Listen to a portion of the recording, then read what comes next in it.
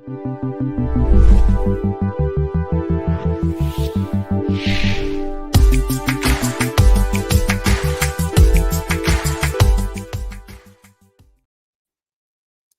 everyone, thanks for joining us today. I'm super excited about the things we're going to be presenting today. It's a merging of two worlds that are very dear to my heart, one being technology and the other being art. We're going to discuss, Callista Dawson and I are going to be discussing today generative AI in the sense of creating graphics. And we are super excited to share with you all about some of the capabilities and possibilities and how we use it in our workflows. Now, she and I both come from a realm where education was not our initial travel point for career growth, and so it just has a real meaningful place not only in graphic design, which we both have backgrounds in, but also in instructional design. And we'll talk today about some of the ways that we use generative AI in our workflows for our personal design use, but also for our use in instructional design and in instructional media design, and some of the ways that we use it in our workflows too. So, Callista, do you want to say anything before we jump in and get started? No, I think I've been on the live stream a couple times, so people hopefully know who I am now, but I'm excited to talk about this topic with you. So let's just dive in.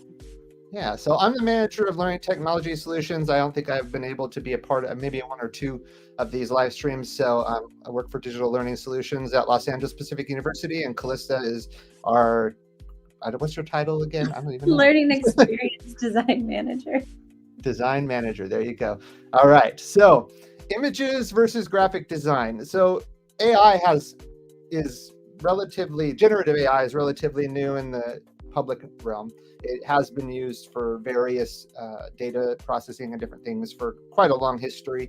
But since ChatGPT, there has been a number of image generators that have started to come out in the market. And so we're going to look at a few of those today.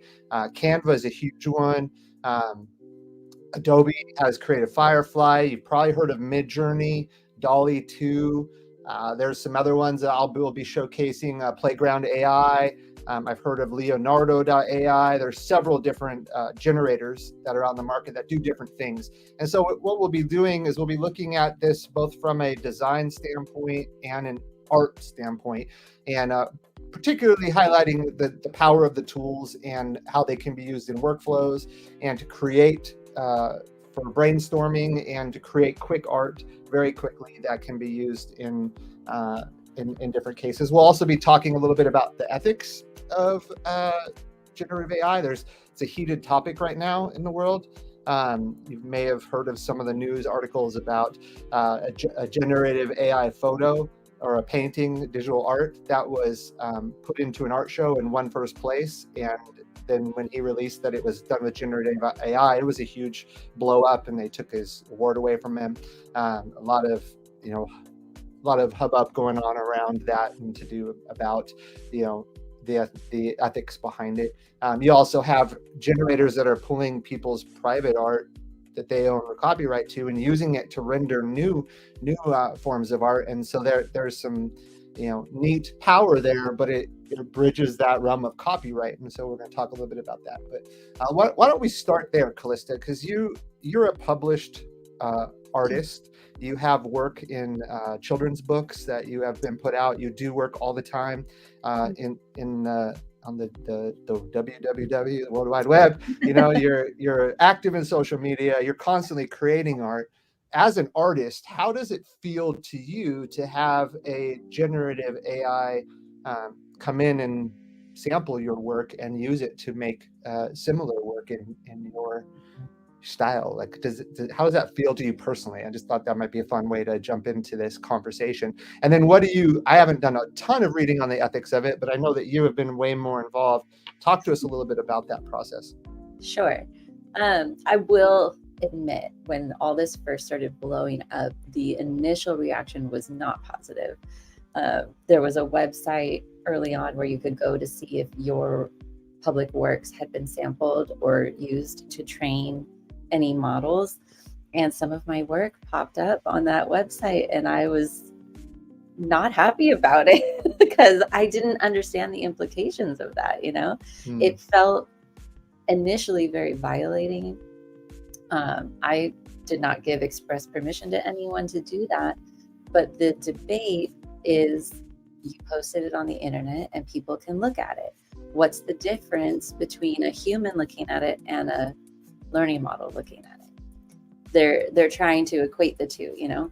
Like, as an artist, for sure, I look at other people's work. I use that for inspiration. I try on different styles to see what fits me as an artist. So in that sense, I do see the similarities. I think where it starts to get really fuzzy is the copyright infringement. And because this is still kind of wild, wild west style where it's first to market, there's no laws around it. It feels very wild, wild west. We're kind of defining the rules as we go. So if there aren't any express rules, are we really breaking any rules, you know? So there's that's a really good point. Yeah, really good point. And one that I've been thinking about. Oh yeah, go ahead. Oh, it's just one that I've been thinking about too. It's like first come, first serve. And that's scary when you're dealing with your own work, right? Like that's your art and you don't necessarily want other people to copy your style. But what's preventing someone else from doing that, right? What's preventing somebody from up and coming artists to start copying Callista Dawson's style? That's a really interesting point that I've never even heard or thought of, that people do that. People copy styles and then they get famous. Yeah. So I go to different conferences and stuff that are, you know, just art focused. And you'll come across the copycats and they go and they host booths, and the person they're copying is also there boothing, and you can see like, oh, you must be a super fan because everything you've drawn looks exactly like her stuff, and she's been around a lot longer than you, you know? And it's just part of being an artist, right? What is the phrase that imitation is the sincerest form of flattery? So there's some of that that's always been part of being an artist. I think the fact that AI generators can do it so quickly and so well is what feels yucky. It's kind of scary, actually. Because art we'll show you some of that today. Yeah, it's so quick and it like sucks all the passion out of it. Yeah. Like when I draw, it's very personal and therapeutic, and I don't know, I'm expressing myself, you know? And when you take that and turn it into a text prompt, I feel like you're missing out on the process and the therapy behind creating art. That doesn't mean that it's wrong to use it though. Right. It's just different and not, and it's so new. Like it's just a new way of creating.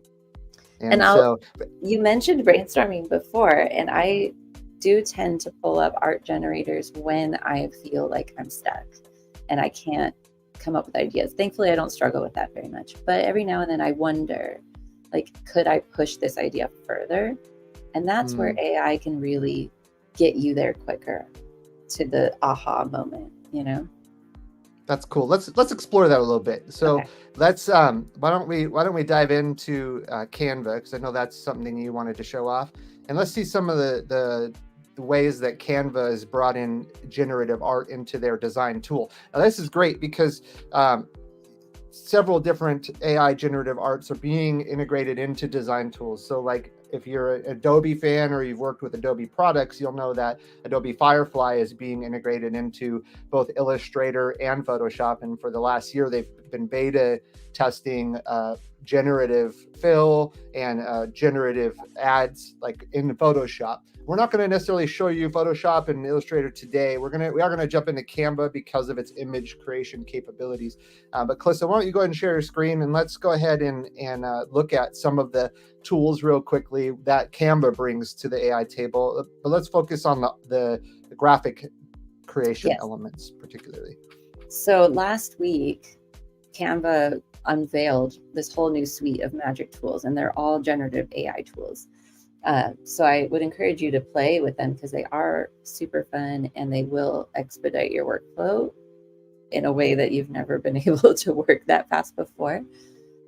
So for today, I'm going to pull up Magic Media, which is their DALL-E 2 integration. DALL-E 2 was around, has been around for a while now, but they've gone ahead and brought it right into their product, and it's really cool how they set it up. It logged me out. Sorry. It's all right. I was logged in before we started.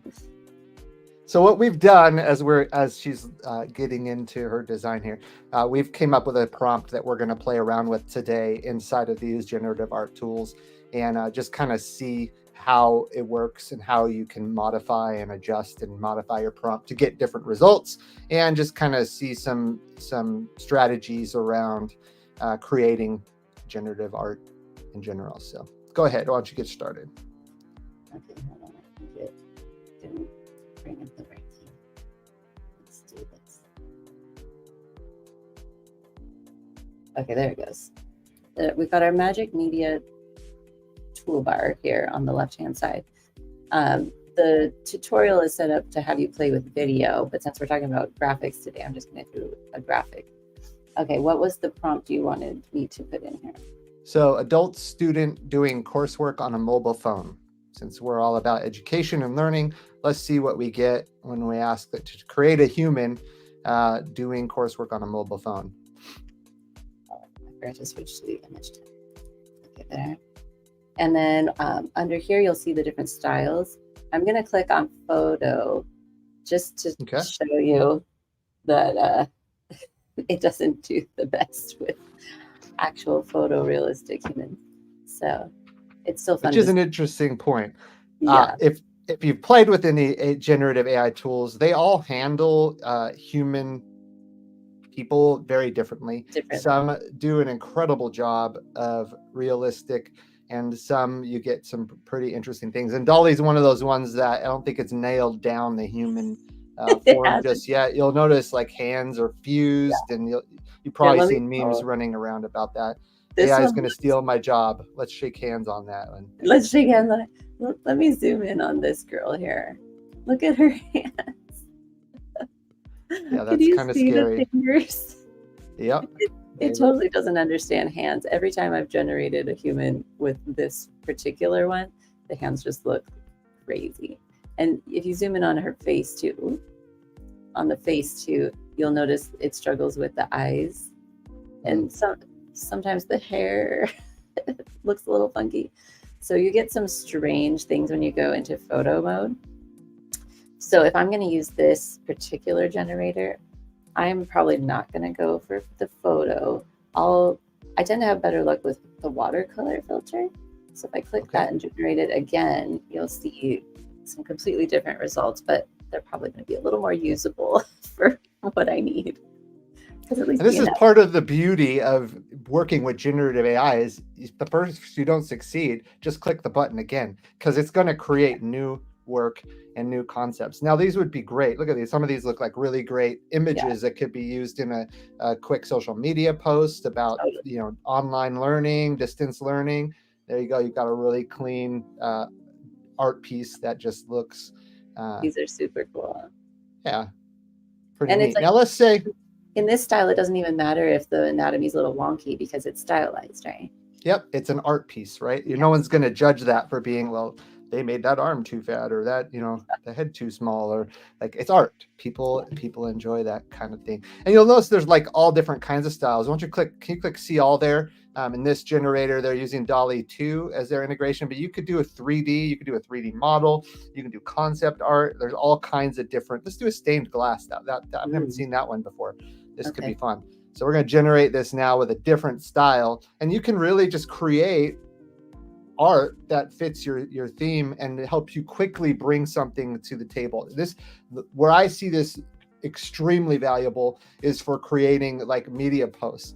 In our student app, the LAPU student app, we do student posts from the Faith, Life, and Learning Committee, and I've got to come in there and create art very quickly to inspire students with behind some kind of message. And the best way to find that is to just come into a generative AI tool and say, here's like the concepts I want a field, or I want sheep walking through the middle of the woods. And I've actually used this in several presentations. Some I've given to our staff at LAPU here. And it creates some really fun stuff really fast. And it's not always like highest quality, but it gets the job done. It saved me hours of times looking for photos of sheep.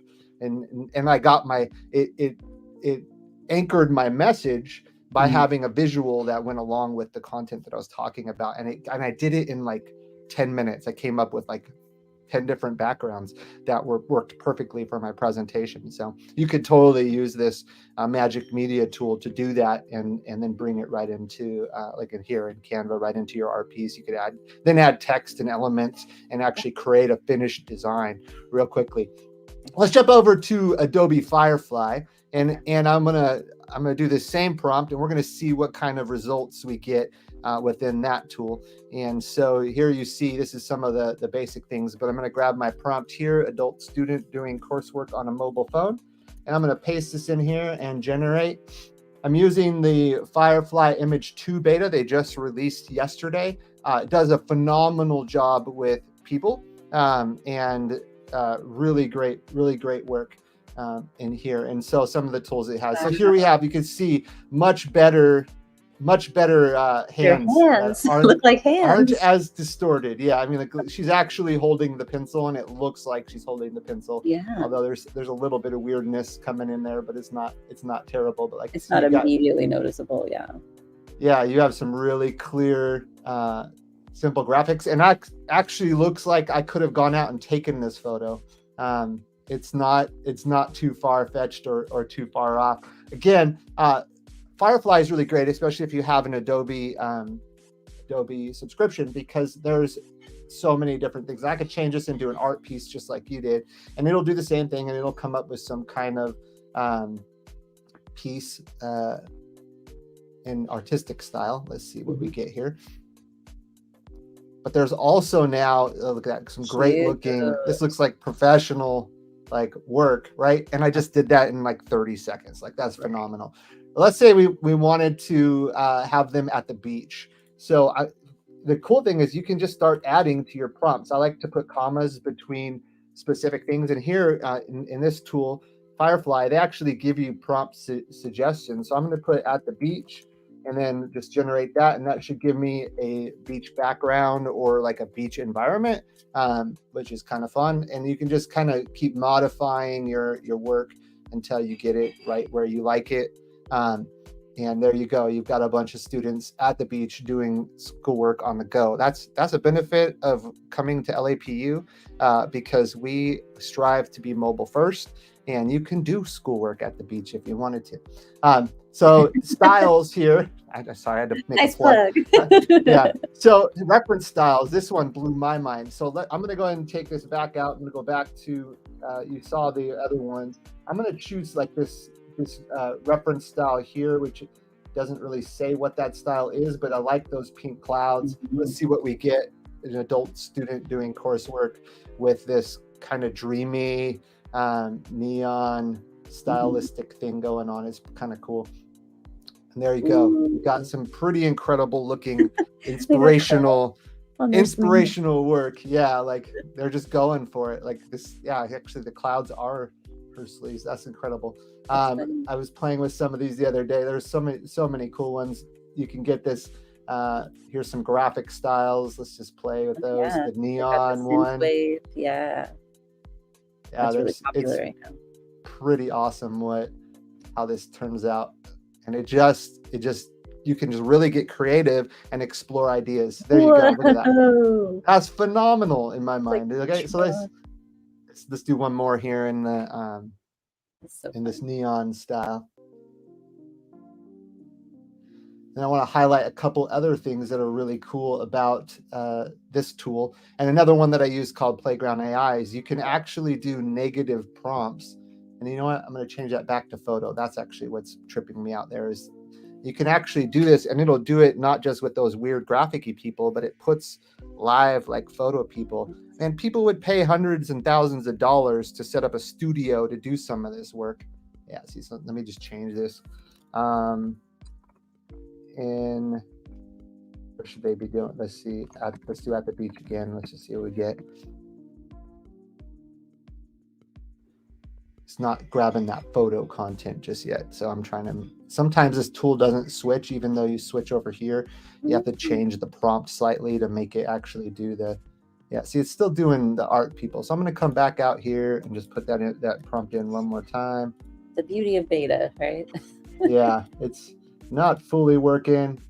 Let's just do this one more time here. The interesting thing with these tools, though, is because they are learning models, everything you type into it teaches it something. That's awesome. Okay, so there we got the photo again. Let's try generating it one more time. There we go. Now I got my portrait, so that should pull in the human aspect. But then they have all these effects, and you can kind of look through them, and you can apply these to your art, which I think is really cool. And it affects the outcome. Like, it's still looking like art, and I didn't choose art. Oh, I don't have a content type selected. That's why. Let's see if that changes it now. But you can like add these to your thing. So like what I've played around with some of the lighting. They have some lighting techniques in here that are pretty cool. So let's go with an antique photo in that neon style and see what you get. Oh. I don't think I've tried stacking them like that. They've got yarn. I mean, yeah, and you can. That's the beauty of it. We can even add chaotic. Let's just see what we get. So there we go. We got the classic photo aspects with that neon kind of vibe. Cool. It kind of creates some interesting things. Let's add some chaos, and let's do the lighting as well. Let's leave the lighting alone, but the composition, let's do let's do macro photography. See what that comes up with. And so you could not only create by text, but then you can layer styles to create some really neat and unique things that are great for blog posts, for quick, additions to we're dealing with instructional design. It could be really great additions to like your classwork, right? You're putting it up online. You need to add some interesting art that you could tie into the content that you're sharing. This is a very fast, very quick way to do it, and you're not necessarily going to get anything from it, but it's just a really great thing to look at there. So we have some comments. There we go. There's one from Efren Renan, and I don't know how to share it.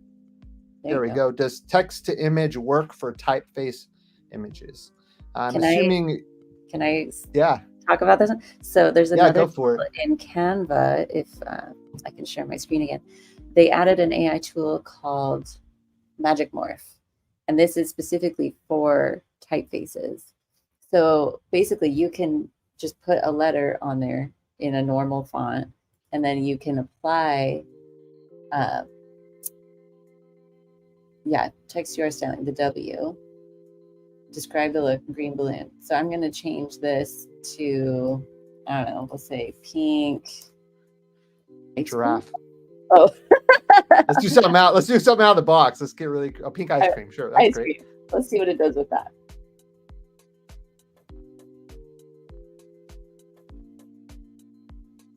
Oh.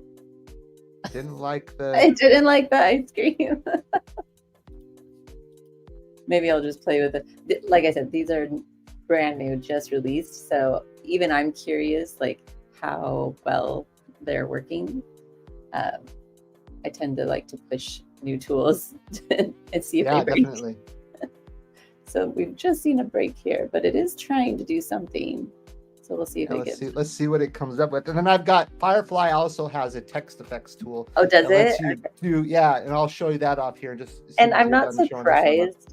Like, especially with Canva and Adobe, they're going head to head right now. Like, they're trying to win this battle, right? Yeah. And in some ways, I feel like Canva wins, and in other ways, I feel like Adobe wins. And they are just really going for it. And they're pushing each other to develop these tools faster and better, which is exciting, right? Okay, so it didn't like that at all. Let's see. It says select the white star and write Milky Lime matte balloon. Maybe sounds disgusting. Anything milky just does not sound pleasing, whatever, but that's okay. Let's see what we get. Hopefully it'll They've obviously tested this one. So. I know it's been tested, so I might as well try it.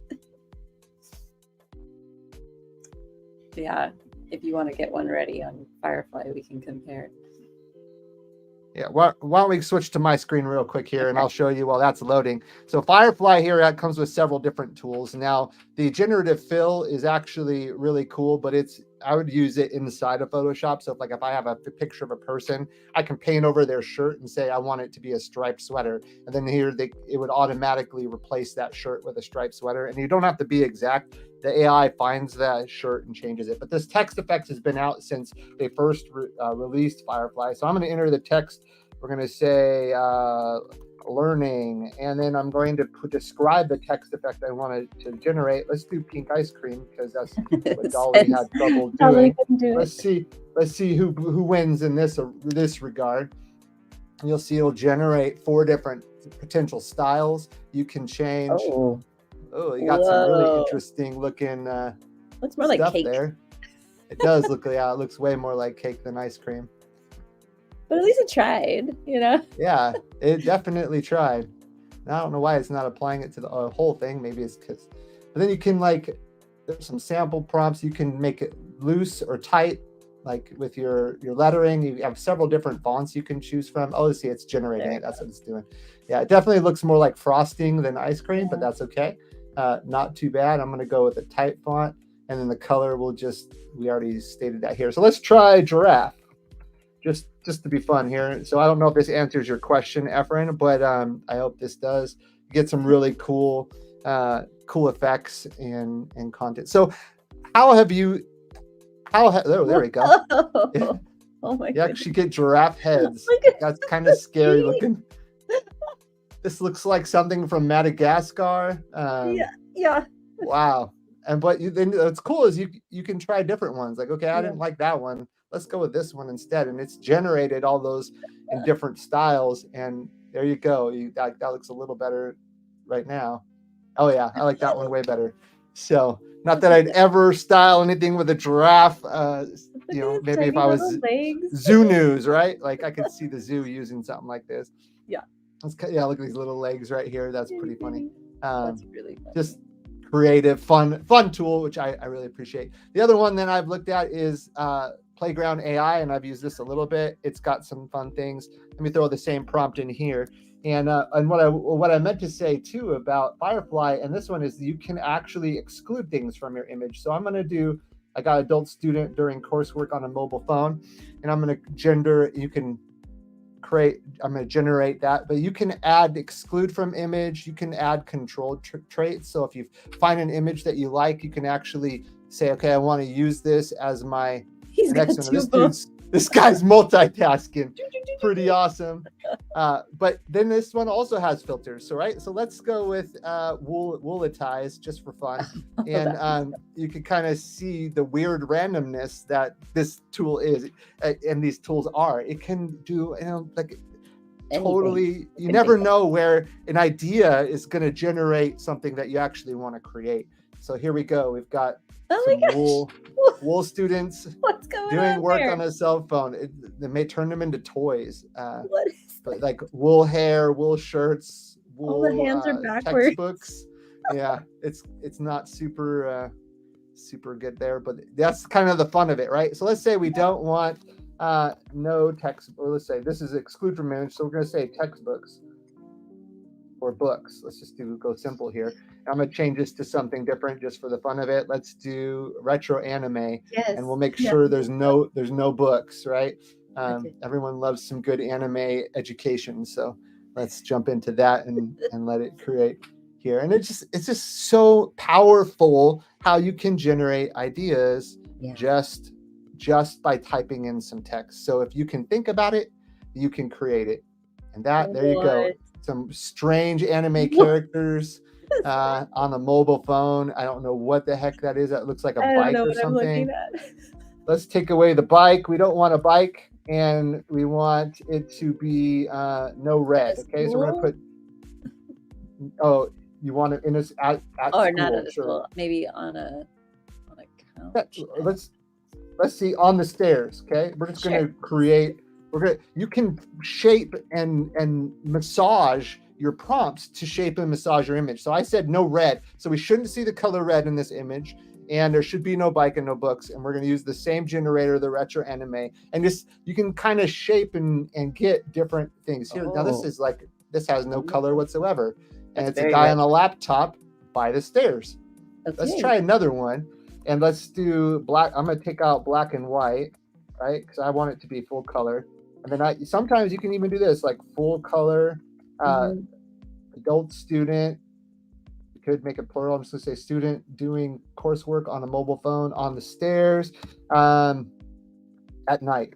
Let's just add some more. We're just gonna keep massaging the prompt to create different tools. Now, some of these tools let you create infinite amounts of work. Like if you have a subscription to Adobe products, Adobe Creative Cloud.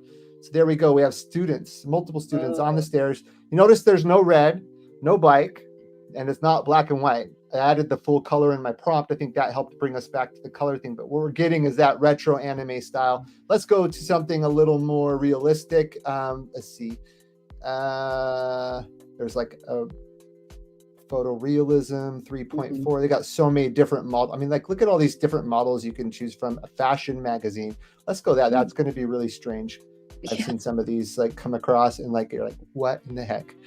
And you get they're getting there. So basically what they've done is they've trained these models to create art based on these styles. So they've taken a bunch of art in that style and trained the model to create things in that realm. So here we have some fashion students sit on the stairs doing no red, you know, maybe a little bit in the lips, but it's not the primary color. It just gets really weird. And some of them are not that great and they don't actually do that good of a job. But some of them, like I love this watercolor one. Let's do the same prompt again in watercolor. This does phenomenal. Like I wish I could paint like this. And I probably could if I would take the time, but who's got time for that? I'm just going to create it with AI. So here we go. Look at this. Beautiful. I would use that. Wow. That looks like the top of a blog, right? Dude's on the stairs. It's not red. It's got nice warm tones. It's just really beautiful. And as I was saying, some of these tools let you make them any size. Playground AI is limited. Adobe Firefly, if we go back and look at that tool, it has like preset sizes. So let me go all the way back to their image generator. And then let's pop that prompt in there again, right? And so you can choose from square, landscape, portrait, or widescreen. So 4 options, but they're actually pretty good sized when you download them. This one watermarks them. The other ones don't that I've seen.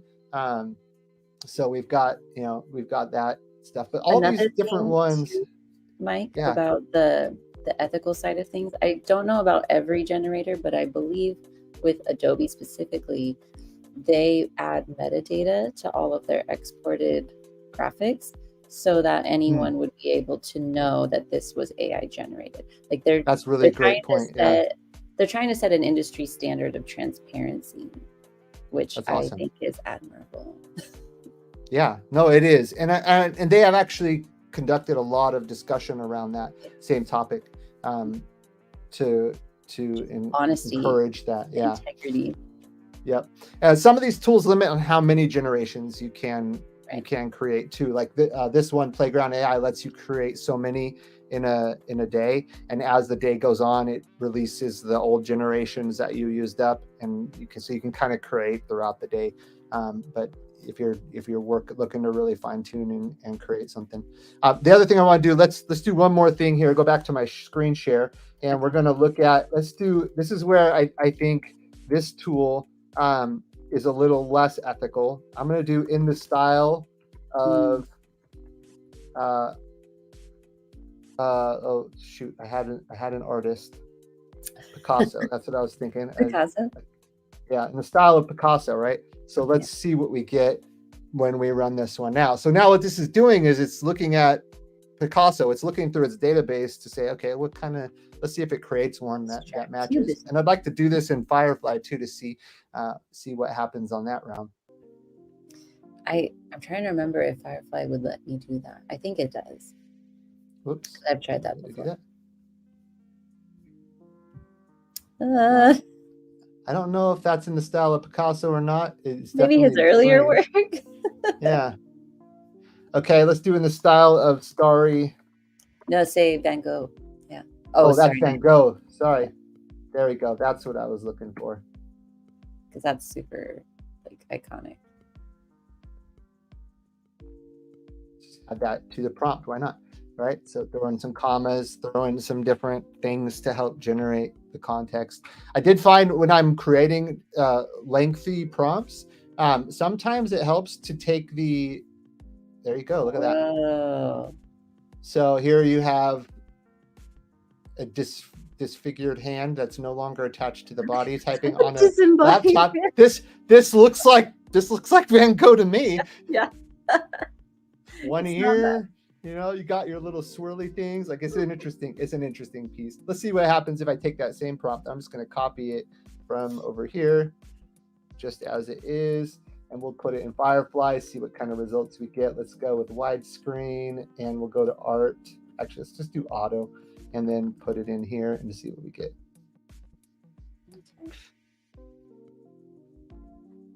Pretty fun, pretty powerful tools. Matthew says, we could throw up Matthew's comment here. This is great for content creators, especially teachers. It helps bring visuals to scenarios or activities. I just use Firefly to update an old lesson, and the visuals were much better. So look, you got, you know, this is clearly a photo. It chose photo as its content. But look, you have that same idea of the starry night. Let's go ahead and change that to art. Just those are really cool. Try that again. Yeah. This is phenomenal tool, and you can adjust like the style, right? You can come in, let's put, you know, we can add a style to this one. You can even, with the new version here of Firefly, you can actually upload your own. But here, look at this, like just really phenomenal art. Now, I don't think this is the style of Van Gogh, but it captures a feeling and an idea. And look, just by adding some text, let's add with an alligator, right? I'm just gonna go way out of the box here. We're gonna do something really random. Let's see what happens, right? So this is how you can start. Like, I'm gonna brainstorm. I'm gonna try and figure out. I want to create a piece of artwork that includes these things. Let's put it all together and see what comes up. Right? There's your alligator. Oh, look at that! I love this little guy right here. He looks so adorable. Or this guy, like, hey, let's read together. Oh my gosh. This guy was studying in Florida and wasn't paying attention to his surroundings. I just in Florida. They told me that alligators walk around, like you'll see them on the street. Like, that's crazy. I don't know. I'm a West Coast kid.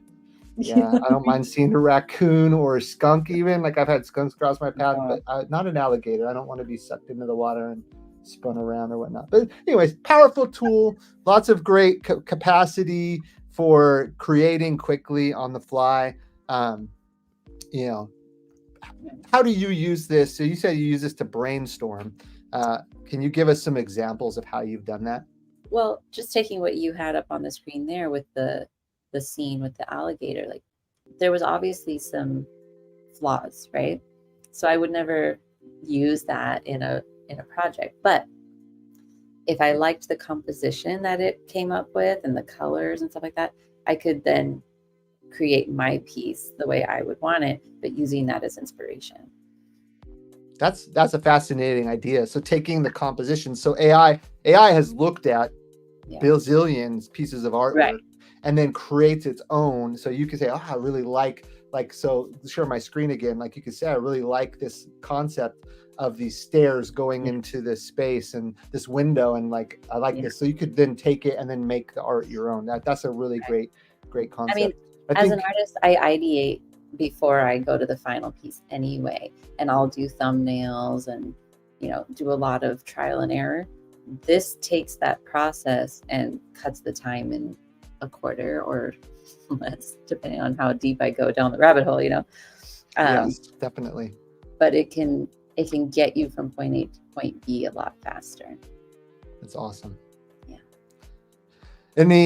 And we're kind of pushing time here. Are there any? I don't see any more questions or comments from the audience, but just appreciate you guys joining us today.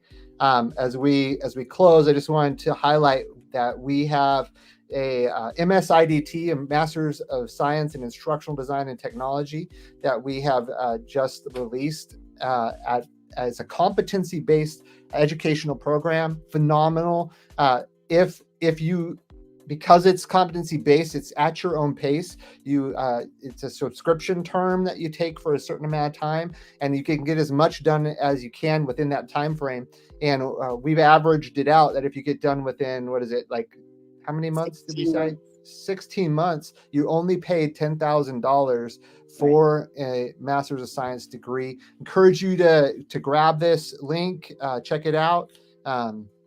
Email the assistant dean on there. You can email the program and you'll talk with the assistant dean, get feedback, ideas. There's so much power in instructional design and flexibility as far as in the work field as well, where you can take this degree and use it. So if you're interested in learning, you like to learn, you like to construct learning, or you're doing that, maybe you're at your work right now and you're like, I've got to train all these people on this specific topic or something like that. A Master's of Science in Instructional Design and Technology is phenomenal. Also, we are getting ready to do an Ask Me Anything.